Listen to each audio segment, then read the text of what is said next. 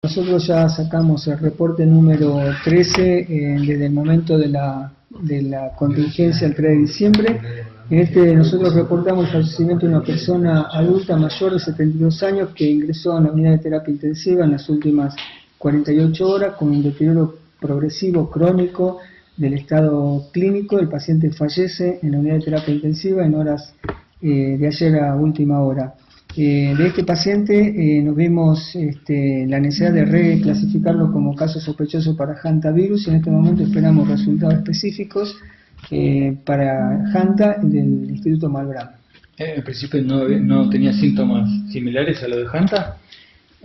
No es que no tenía síntomas similares a Hanta, el paciente permanecía ya una semana larga en sala de aislamiento, precisamente en observación, clasificado en observación, con un diagnóstico de base, con una neumopatía, tratado, medicado para ello, pero la evolución clínica, repito, de su deterioro abrupto en las últimas 48 horas, se toma la decisión médica de ingresarlo a terapia intensiva, el paciente es intubado, respirado, el paciente fallece y ese dato y ese hecho puntual de ese deterioro agudo, más digamos el nexo paciente oriundo de Puyén, nos obliga a clasificarlo como un caso sospechoso para poder confirmar si esto se está correspondiendo con hantavirus o no.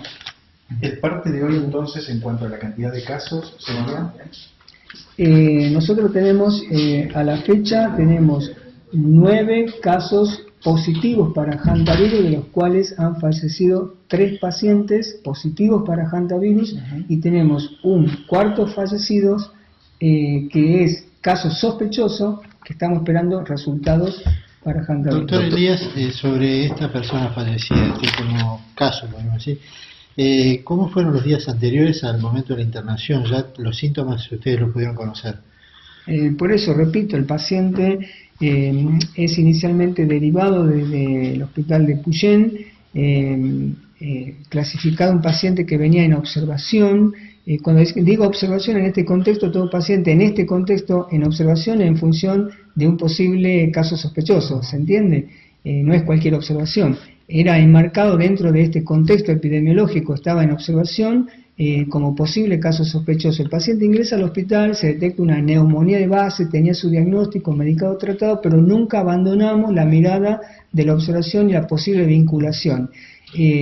Para armar la situación de caso sospechoso son varios elementos que los médicos elaboramos para conformar el caso sospechoso. Este paciente en este momento, con varios elementos suscitados en las últimas 48 horas, ameritó reclasificar como caso sospechoso. De hecho, se toma inmediatamente, se utiliza la muestra que ya teníamos y la empezamos a procesar orientada para confirmar o descartar el hantavirus. En este momento nosotros es clave poder confirmarlo o descartarlo. ¿Y qué se sabe con respecto a los días previos a este paciente? ¿Había tenido contacto con alguna otra persona que tenía el virus o estuvo en algún lugar con algún riesgo?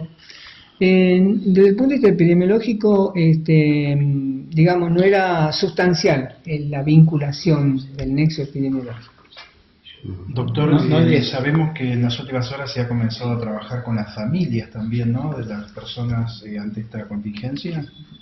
Bueno, a ver, nosotros estamos desplegando operativamente en varios campos, en varias dimensiones, no tan solo desde el punto de vista clínico, epidemiológico, por ejemplo, refuncionalizando operativamente el hospital de Puyén, todos los hospitales comarcales, el hospital de Maitén, el hospital zonal de Esquel, la terapia del hospital zonal de Esquel, sino que también empezamos a abordar y a fortalecer otras dimensiones como es la parte social, como es la parte psicoemocional.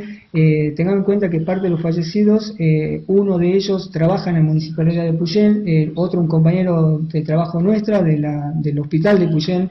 Por lo tanto, empezamos a fortalecer el abordaje psicoemocional de los equipos de trabajo, como también de los familiares, y el Hospital Zonal de Esquel empieza a abordar también a los familiares de las víctimas, que obviamente es una situación extremadamente compleja la que estamos pasando. La hipótesis de los contagios Bueno, la hipótesis, nosotros formulamos ya hace una semana larga la hipótesis, después de haber hecho una mesa intersectorial en conjunto con Nación, Malbrán, biólogos, epidemiólogos, llegamos a una conclusión hipotética fuerte de que esta situación de brote de la localidad de Puyén se correspondería con contagio interhumano, situación que necesitamos confirmar teniendo la secuencia del genoma viral. Esto lo está procesando el Instituto Malbrán. En caso de que sea interhumano, ¿en qué condiciones se da ese contagio? Bueno, eso ya está determinado. O sea, nosotros tuvimos un primer caso contagiado para hantavirus que concurre a un lugar cerrado en un momento determinado donde había 100 personas. Entonces ahí surge el primer agrupamiento de positivos y es cuando empezamos a elaborar la posibilidad.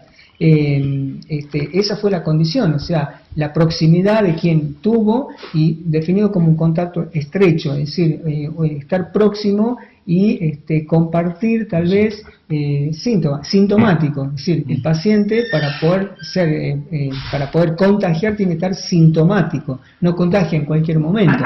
Entonces son una serie de hechos que se van suscitando y que se tienen que concatenar para que se dé la situación. El paciente, el primer caso que tuvimos, concurre a la fiesta sintomático, febril, y bueno, también su máxima capacidad virulenta, digamos, ¿no? Los resultados de estos análisis, para tener alguna mayor certeza, ¿cuándo estarían?